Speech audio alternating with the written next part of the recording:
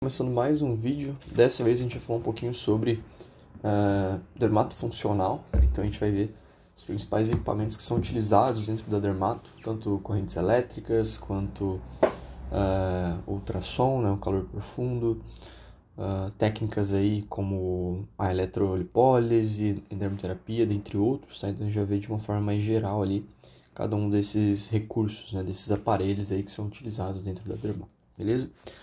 Então vamos começar com a eletroestimulação, né?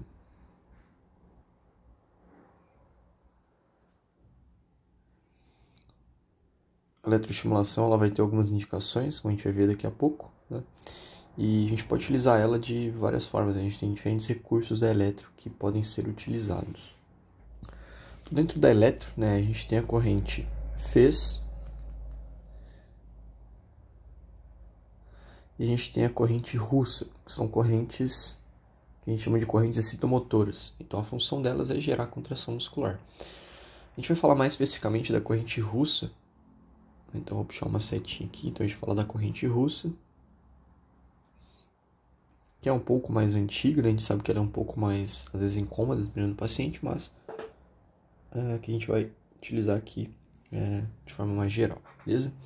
Antes de a gente falar sobre a eletroestimulação, né, especificamente ali sobre os parâmetros de regulagem, frequência, modulado, essas coisas, a gente precisa entender um pouquinho da fisiologia, né, dar uma relembrada ali na fisiologia das fibras musculares.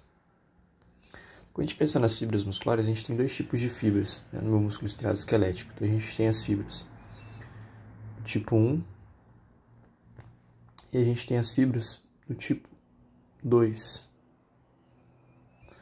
E aí as fibras do tipo 2, a gente tem duas subcategorias, né? A gente tem as fibras do tipo 2A e as fibras do tipo 2X, né? Antes as pessoas pensavam que a gente tinha do tipo 2A e 2B, mas aí descobriram que a 2B elas foram encontradas em animais, né? Como por exemplo camundongos, etc. Em humanos a gente tem as fibras tipo 2X, beleza? Então isso é um tema mais específico da fisiologia do exercício. Mas quando a gente fala dessas fibras do tipo 1, a gente sabe que são aquelas fibras que são consideradas as fibras vermelhas, né? Então elas são vermelhas. Vou colocar aqui, né? Fibras vermelhas. São fibras de contração lenta,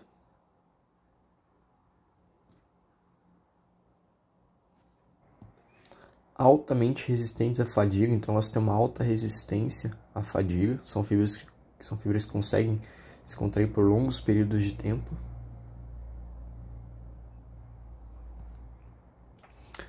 E elas são as chamadas fibras tônicas, né, ou posturais. Então, elas são responsáveis por manter a nossa postura.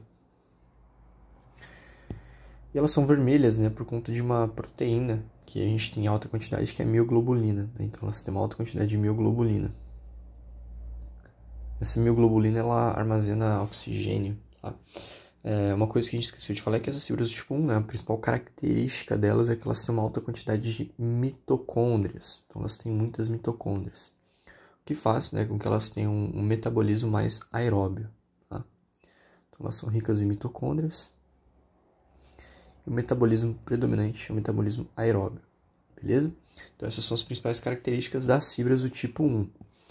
As fibras do tipo 2, vou colocar aqui embaixo, elas vão ser um pouco diferentes, né? A fibra do tipo 2A é aquela fibra intermediária, tá? Então ela vai estar entre a do tipo 1 e a do tipo 2X. Então ela é uma fibra mista, é uma fibra adaptável, né? Então tem estudos que mostram que ela pode se adaptar tanto se tornando uma fibra do tipo 1 quanto do tipo 2X, depende do estímulo, do treinamento que você dá para essa fibra. E ela é o que a gente chama de oxidativo glicolítica. Então ela trabalha tanto com oxidação, com o processo aeróbio, quanto com a quebra da glicose, né, processo anaeróbio. Então ela é oxidativo glicolítica. Então seria uma fibra intermediária.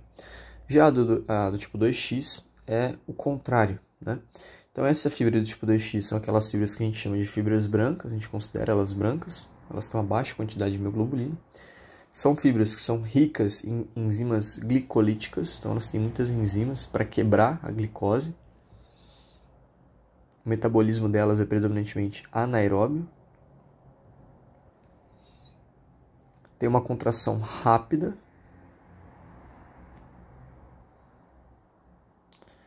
e elas são fibras que fadigam, né, com mais facilidade. Elas têm maior força de contração em relação às fibras do tipo 1 e do tipo 2A e elas são altamente fadigáveis. Então, elas têm uma alta fadiga, né? Então elas fadigam rápido.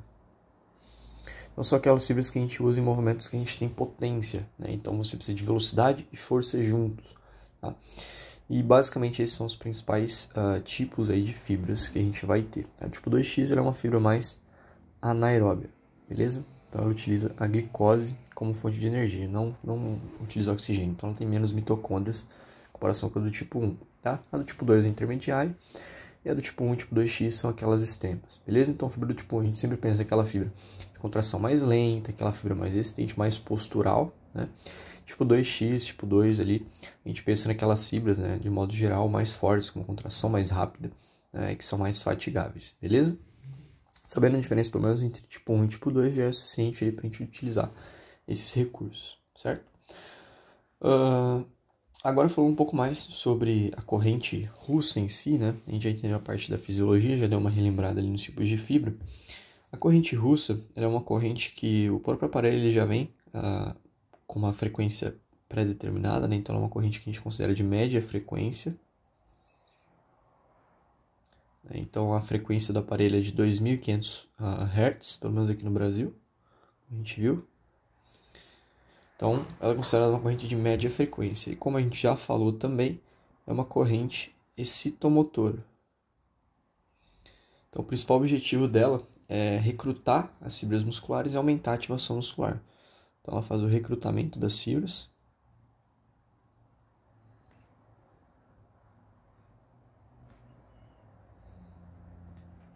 E também ela aumenta, né, melhora aí o processo de ativação muscular. A gente utiliza muito, né, em pós-operatório de joelho, né, onde o paciente ele tem inibição artrogênica, para justamente recrutar essas fibras ali do quadríceps, beleza? Então, basicamente é isso. E aí a gente tem algumas coisas que a gente precisa ajustar dentro dessa corrente, né? Então a gente tem parâmetros ali de modulação, a gente tem a frequência modulada, a gente tem a intensidade e a forma de aplicação, tá? Começando falando sobre os parâmetros, então a primeira coisa que a gente vai ver são os parâmetros. A gente tem os parâmetros.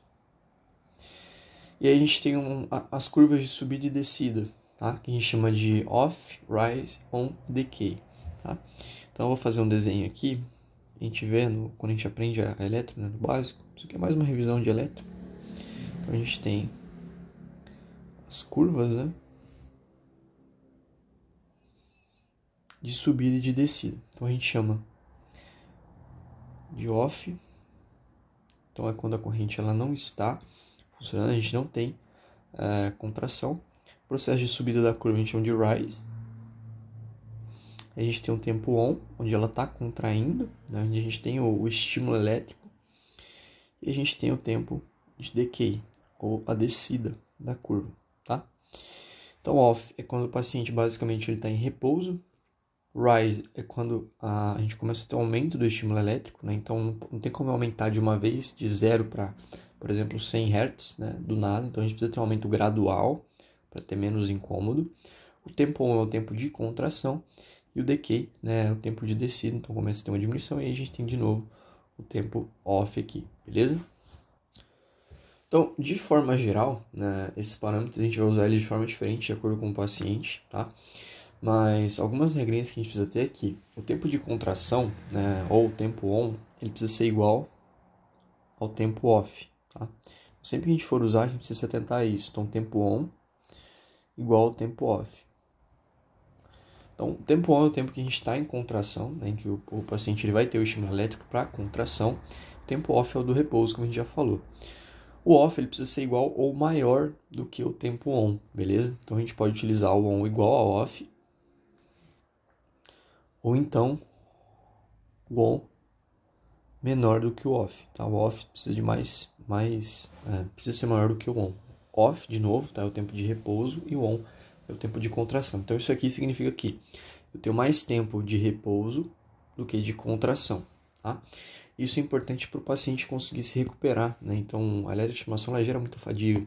tá?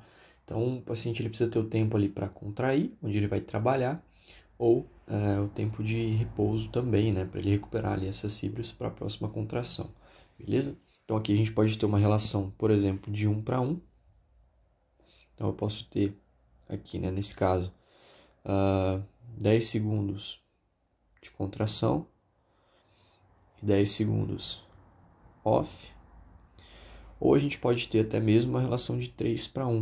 Né? Então, eu tenho aqui, por exemplo, 5 segundos on e 15 segundos off. Então, isso são regras gerais, vai variar muito de acordo com o seu paciente. Mas, basicamente, é isso para a gente iniciar, pelo menos, beleza? As curvas de subida e descida, a gente também pode modificar, mas a gente coloca na média ali de 2 a 3 segundos para cada. Então, o rise e o decay, 2 a 3 segundos. E aí o tempo on sempre igual, ou maior, o tempo on sempre igual ou então menor do que o tempo off, beleza? Porém, isso pode variar.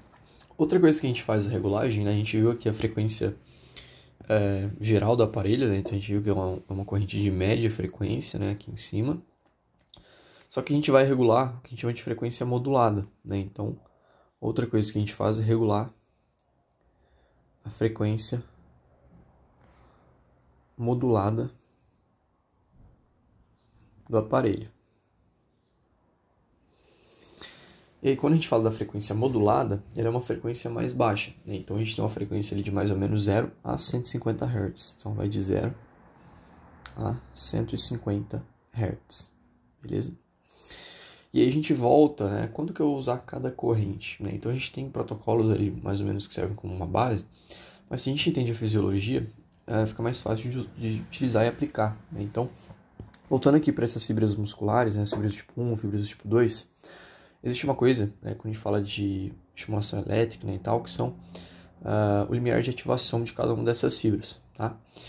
Então, o limiar de ativação, basicamente, né, é o que vai acontecer quando a gente fala da fisiologia neuronal, né? Então, a gente tem lá os potenciais de ação, etc. Então, eu tenho um estímulo elétrico que faz com que essa célula despolarize um pouquinho. E quando eu tenho uma sequência de estímulos, chega um momento que a gente tem potencial de ação aqui, e aí essa curva ela sobe, né? Significa que o músculo está contraindo, a gente tem lá entrada de sódio, entrada de cálcio, né? Eu não vou aprofundar tanto. Depois a gente tem a saída ali do potássio e esse músculo volta para o repouso, tá? Então, o que acontece é que o limiar das fibras do tipo 1, né? Vamos supor que aqui, ó, em azul a gente está falando de uma fibra do tipo 1. Então, isso aqui é uma fibra do tipo 1.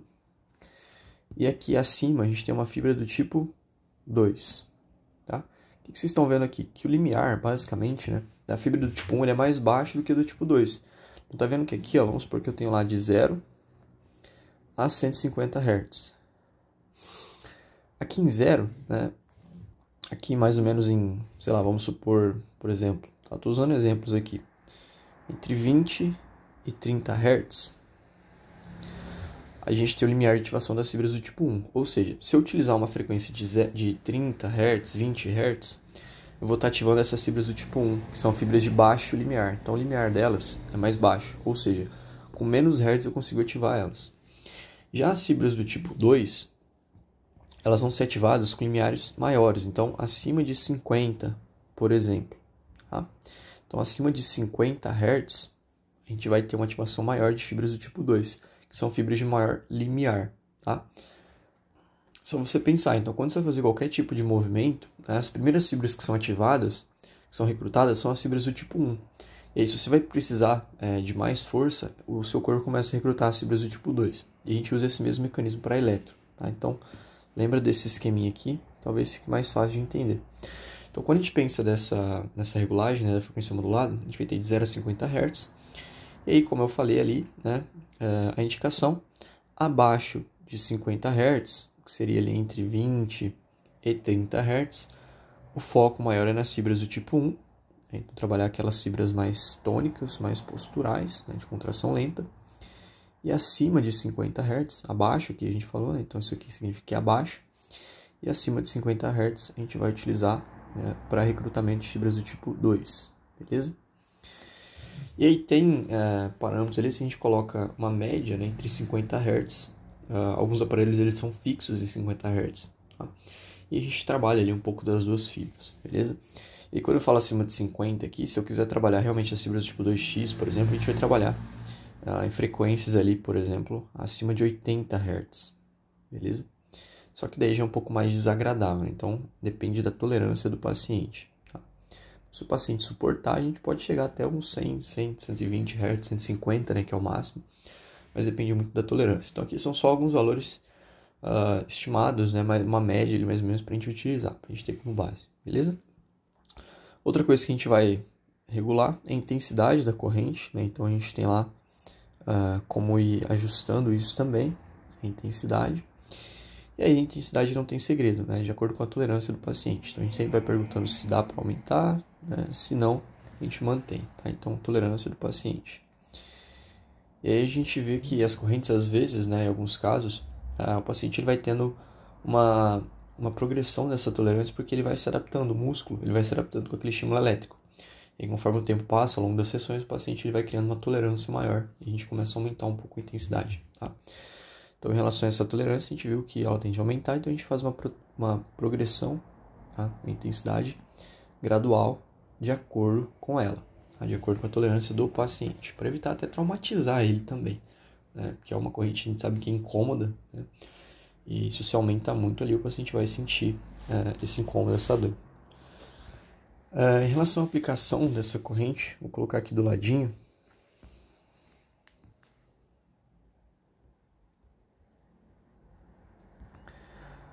A aplicação ela vai ser feita, né, através de duas placas. Então, imagina que aqui eu tenho, por exemplo, um ventre muscular.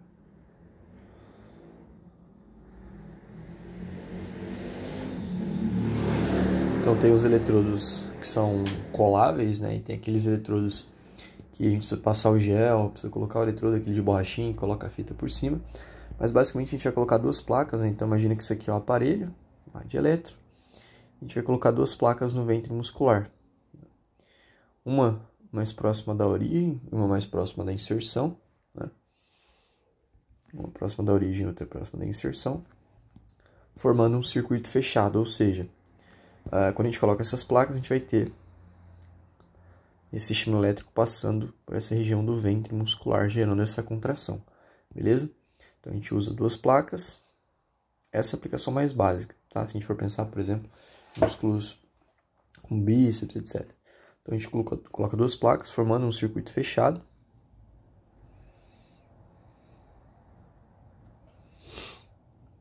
E a gente pode utilizar um ou mais canais, né? Então, cada canal a gente consegue colocar duas plaquinhas e, dependendo da máquina, a gente pode ter 2, 3, até 4 canais, beleza?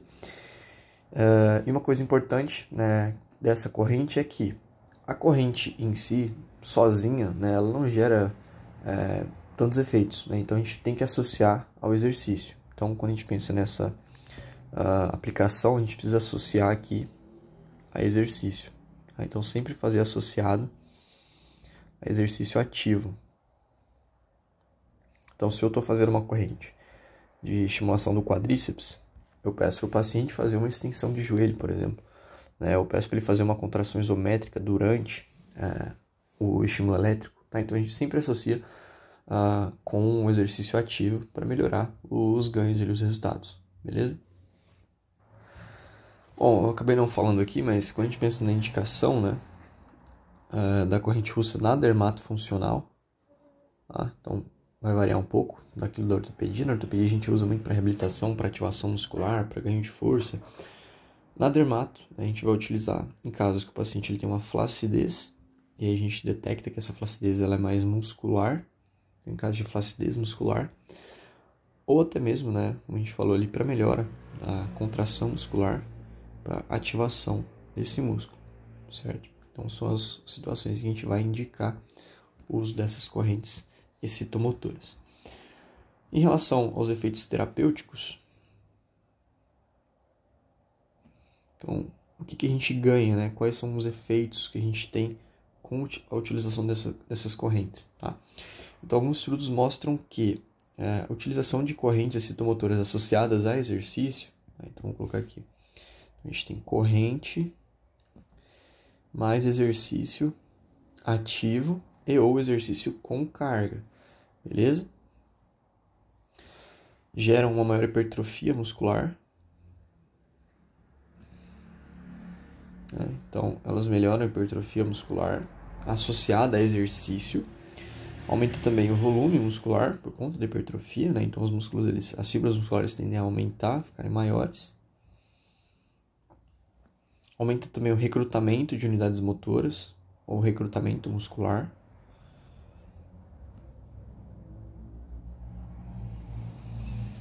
E melhora também, ajuda, né, na circulação sanguínea, melhora da circulação e retorno venoso, né, por conta da bomba muscular mesmo, né? Então, que os músculos eles contraem, eles espremem os vasos, né, comprimem os vasos e assim eles fazem com que o sangue ele seja, ele retorne ali, ele circule, beleza? Basicamente é isso. Então aqui tudo isso, né, a gente falou, foi sobre a eletroestimulação, tá? Então, só lembrando aqui, a gente especificou mais essa questão da corrente russa, que é uma das correntes que a gente mais utiliza, tá? A gente falou sobre a fisiologia das fibras musculares, falou sobre os parâmetros de regulagem, a frequência modulada, né? E a gente associa essa frequência com a parte da fisiologia, da ativação muscular. Vou puxar uma seta aqui. E falamos sobre a intensidade ali. Falamos sobre a intensidade, a aplicação, né? E os efeitos terapêuticos da corrente, beleza? E acabou faltando aqui, a gente vai falar agora das contraindicações. Então, em alguns casos, a gente sabe que a corrente ela vai ser contraindicada, né? Coloquei aqui a caveirinha, né? Então, a corrente ela vai ser contraindicada em pacientes que fazem uso, né, de marca-passo. A gente não utiliza, né, porque pode ter um tipo de alteração ali no dispositivo, né? Isso gera vários problemas. Pacientes com doenças vasculares, como por exemplo trombose venosa profunda, tá? Justamente por conta dessa melhora do retorno venoso, então pode fazer com que tenha um deslocamento desse trombo, né? Então TVP a gente também não pode utilizar, tá? Pacientes com hipertensão arterial descompensada, então a gente pode ter um aumento dessa pressão.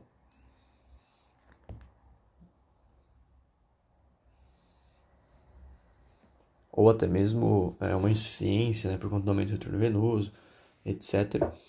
Pacientes com aneurisma, então o aneurisma está relacionado com uma má formação dos vasos, né? Então esses vasos eles se lesam com maior facilidade.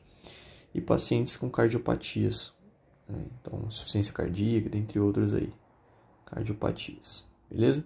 Então nesses casos a gente tem ali contraindicação dessas correntes, beleza? Então basicamente é isso. Em grávidas a gente evita também utilizar, tá? E aí vai mais a questão de bom senso mesmo.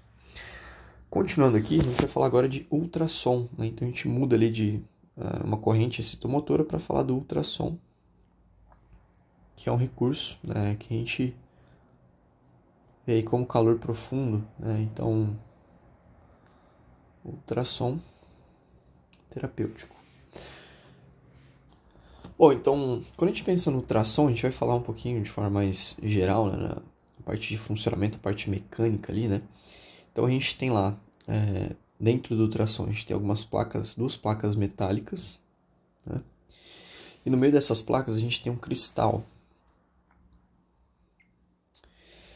E quando a gente liga esse cristal na tomada, a ultrassom na tomada, perdão, a gente tem a passagem aqui de uma corrente elétrica. Então a gente tem as correntes elétricas passando por aqui, tá? Então isso aqui é uma corrente elétrica.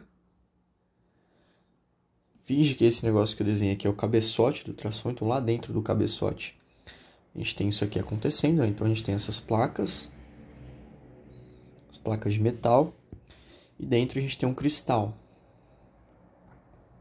certo? A gente tem um cristal. E aí, basicamente, quando a corrente elétrica passa, ela faz com que esse cristal ele comece a se expandir e a diminuir, né? Então o cristal começa a aumentar e diminuir, aumentar e diminuir. Ele gera um contato com essas placas, ele tem um atrito com essas placas. Isso faz que a gente tenha uma coisa que a gente chama de potencial piezoelétrico, né? A gente tem um potencial piezoelétrico. E esse potencial piezoelétrico, causado por essa fricção entre as placas e o cristal, gera, né, as ondas ali sonoras, né, do ultrassom. Então gera essas ondas. Beleza? E aí a gente vai utilizar ultrassom, né, em diferentes locais ali para ter esses efeitos, né, dessas ondas ali que a gente vai falar daqui a pouquinho, né, a parte fisiológica. Mas basicamente é isso, tá? Ultrassom, né, dentro desse cabeçote, a gente tem aqui, né, essa parte do cabeçote que a gente chama de era. Né? O que é a era? A era é a área de radiação efetiva. Então, basicamente, é a área ali que eu vou ter o efeito do meu ultrassom, que essas ondas elas vão passar, né? Na dermato, na fisioterapia, na ortopedia, a gente tem lá o ultrassom, né, que a gente pode utilizar. E geralmente a era ela é de 3 centímetros quadrados, alguma coisa nesse sentido, não lembro exatamente. Na dermato, a gente tem um aparelho que chama ECOS. Né? Então o ECOS ele é um aparelho gigantesco, né, que ele tem uma era gigantesca também. Né? Então ele tem como se fosse 3 eras. Então ele tem lá um cabeçotezão, e nesse cabeçote a gente tem 3 eras. Beleza? Então basicamente é isso, só a diferença. Tá? Então é como se fosse um super ultrassom, né? Ele tem várias eras. E também tem terapia combinada e tal. A gente não vai falar especificamente dele, a gente vai falar sobre ultrassom de modo geral, como que a gente faz para regular, né? Então, em relação à modulação do ultrassom, a gente tem a frequência do ultrassom, que é em megahertz, né? Então, a gente tem ali 1 megahertz e a gente tem 3 megahertz. O ultrassom de 1 megahertz, ele é um ultrassom que a gente utiliza quando a gente quer atingir tecidos mais profundos, certo? E o de 3 MHz a gente utiliza para atingir tecidos mais superficiais. Então imagine que eu tenho ali várias camadas de pele. Aqui eu tenho de 3, então ele chega lá embaixo. Perdão, aqui eu tenho de 3. Eu tenho de 1. Então esse aqui é o de 1 MHz. Esse aqui é o de 3. Então ele é mais superficial e o de 1 é mais profundo. Beleza? Então, superficial. E o de 1 que vai lá embaixo, ele é profundo. Só para entender a diferença. Outra coisa que a gente vai regular também é o modo do ultrassom. Então a gente tem a frequência e o modo. E aí basicamente a gente tem dois modos. A gente tem o modo contínuo e a gente tem o modo pulsado. Tá? No modo contínuo, a gente tem um efeito térmico associado com os ultrassom. Então a gente tem a geração de calor.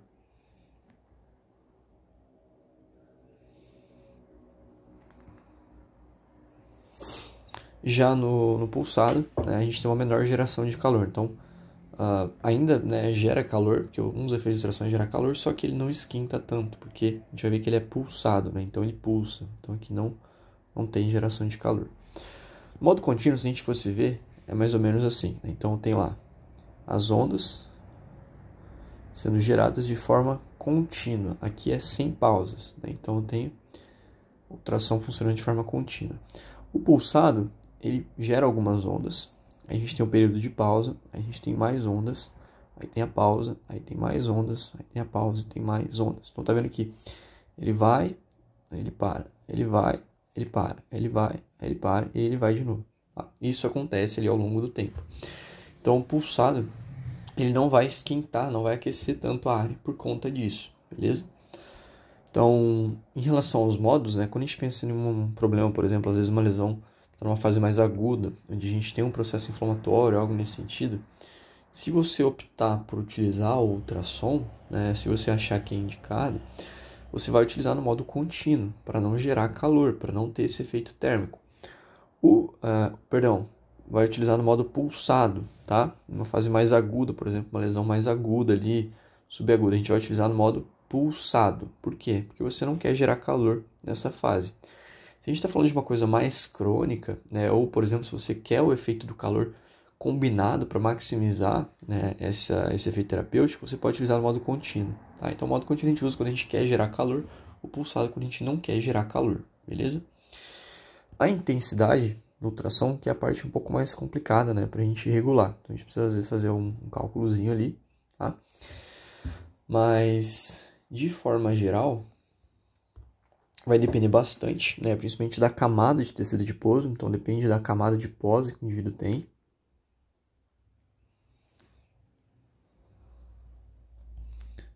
Eu não vou colocar a tabelinha aqui, mas a gente tem uma tabelinha lá na orto, né, que mostra a questão da absorção, né, do ultrassom, dos hertz em cada uma das camadas, né? A gente sabe que os tecidos moles eles absorvem menos, né, desse recurso, e os tecidos que têm uma maior quantidade de cálcio, como por exemplo o osso, cartilagem e tal, absorvem mais do recurso. Então, a intensidade que a gente vai utilizar vai depender muito dessa questão desse adiposo, né? Mas de modo geral, a intensidade ela vai de 0 a 3 watts por centímetro quadrado, tá?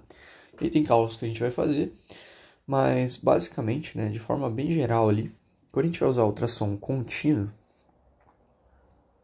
só alguns dados mais gerais, a gente costuma utilizar de 1,5 a 3 watts por centímetro quadrado, tá? Já o ultrassom pulsado, a gente utiliza ali entre 1 a 1,5 watts por centímetro quadrado, mas isso aí, né, vai depender da área que você vai utilizar, vai depender da causa, né? Então o pulsado 1 a 1,5 a gente usa muito para dor, inflamação, coisas nesse sentido, beleza? Intensidade. E aí a gente tem os efeitos do ultrassom, né? Então por que a gente utiliza o ultrassom? Então, o ultrassom ele vai ter diferentes efeitos. Então a gente tem o efeito mecânico do ultrassom, a gente tem o efeito térmico, quando a gente usa ultrassom contínuo, e a gente tem o efeito químico. O ultrassom ele tem diferentes efeitos. O efeito mecânico está relacionado com o que a gente chama de cavitação, né? Então, a cavitação nada mais é do que bolhas de ar que são formadas, né, ali no meio extracelular. Então, quando essas ondas elas passam pelos tecidos, elas fazem com que a gente tenha uma agitação das moléculas, que a gente chama de cavitação. Então, formam microbolhas e as moléculas elas se agitam. Essa cavitação faz com que a gente tenha uma maior estimulação celular. Então, aumenta a estimulação celular. Aumentando a estimulação celular, a gente tem uma melhora do metabolismo celular, aumento da permeabilidade das membranas, então entram mais nutrientes, por exemplo, né?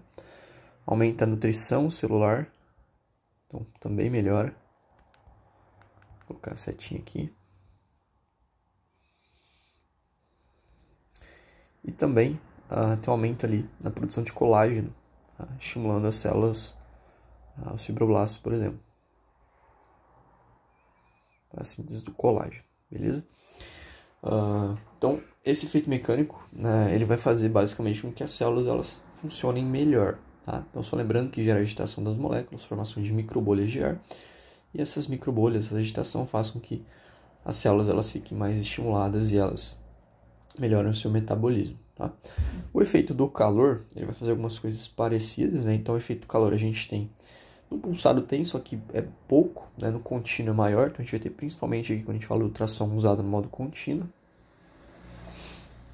E também vai fazer com que a gente tenha, por exemplo, uma vasodilatação, então aumenta a vasodilatação. Quando eu tenho o processo de vasodilatação, né, os meus vasos eles expandem e aí eu tenho mais nutrientes chegando, tá? Isso faz com que eu tenha um maior metabolismo,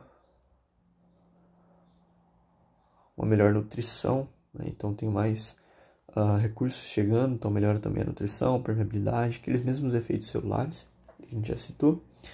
E também a questão do relaxamento, né? Então o calor ele gera esse relaxamento muscular. E o efeito térmico vai ser causado principalmente em relação ali por conta do atrito, né, entre as moléculas, enfim, tá? Então basicamente é isso. E a gente tem um efeito químico que a gente chama de ação tixotrópica. O que seria essa ação tixotrópica? Basicamente, né, ele vai transformar o ultrassom através do calor e tal, da captação, ele consegue transformar moléculas que são mais em gel, né, moléculas líquidas. Então ele aumenta o que a gente chama de fluidez. Então ele melhora a fluidez. E aí a gente vai utilizar, né, no caso ali, pessoas que têm fibroedema geloide. Então, basicamente, né, elas vão ter moléculas ali, macromoléculas, né, proteínas ali. Então a gente tem macromoléculas. Imagina que eu tenho vários macromoléculas, né, que a gente fala de como se fossem proteínas, né, ali, que ficam hiperpolimerizadas, né? Então essas moléculas elas se juntam e elas vão condensando. Então você tem um monte de molécula ali que fica junto e vai condensando. Isso a gente chama de hiperpolimerização, tá? E basicamente quando a gente utiliza o ultrassom, né, então isso aqui é a composição do gel. Então o gel é feito por essas moléculas que ficam bem condensadas ali, polimerizadas, tá? E quando a gente utiliza o ultrassom, ele melhora essa fluidez. Então basicamente ele vai despolimerizar essas moléculas. Então ele vai fazer com que elas se separem, né? Isso melhora a fluidez, tá? Por isso que a gente vai utilizar, né, essa ação tixotrópica que a gente utiliza para fibroedema geloide. Beleza? Então é isso. Bom, em relação ao tempo do ultrassom, o tempo ele vai depender, né, da área que eu estou utilizando, da era que eu vou utilizar. Então, a gente vai calcular a área que vai ser utilizada, né? A área é base vezes a altura, e a gente divide a área pela era, tá? E aí você vai ter um tempo ali, mais ou menos, que você utiliza, tá? Então, tempo e intensidade, eles sempre vão ser ali proporcionais, né? Então, se eu aumento o tempo, tá? Para todos os recursos, né, da eletrotermofototerapia. Então, o tempo ele vai ser sempre proporcional à intensidade. Se eu aumento a intensidade, eu preciso aumentar, eu diminuo o tempo. Perdão, coloquei igual, né? Mas é inversamente proporcional. Tá? Então, se eu aumento a intensidade, eu preciso diminuir o tempo. Se eu aumento o tempo, eu diminuo a intensidade, beleza?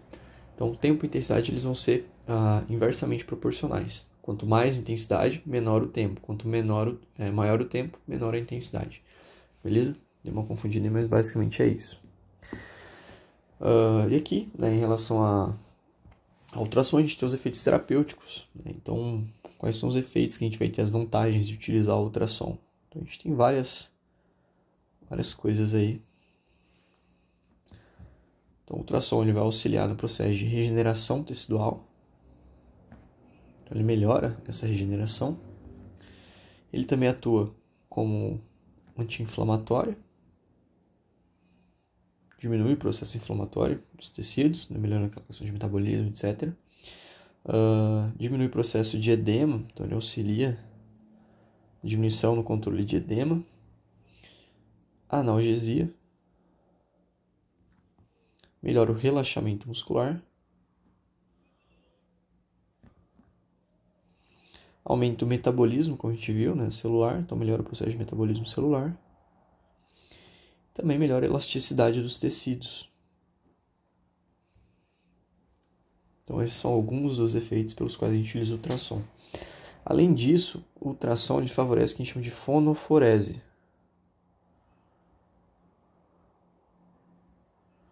Então, a fonoforese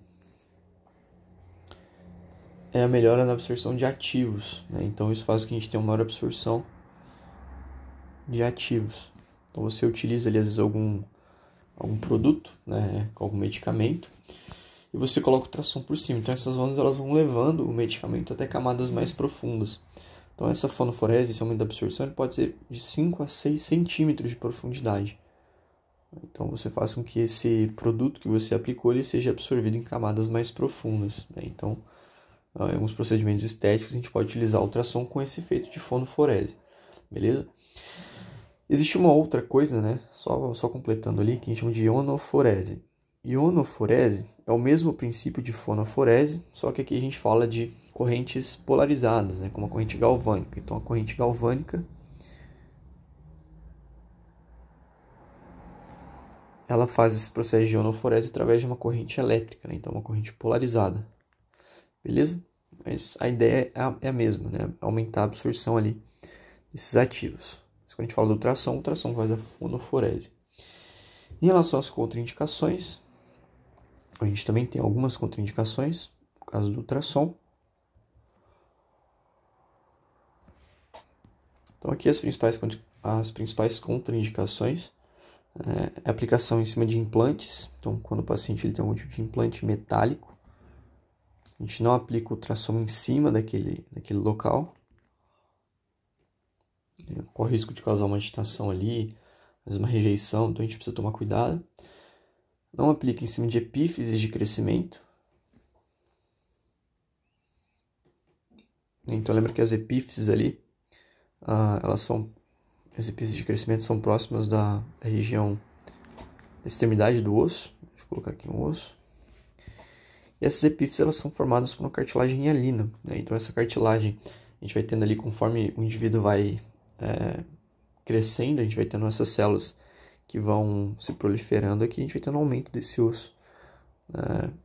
E isso vai acontecer nessa região de epífise. Se a gente coloca o ultrassom aqui em cima, você pode estimular o fechamento dessa epífise, né? E aí isso vai atrapalhar, pode afetar o crescimento. Nesse caso a gente não utiliza.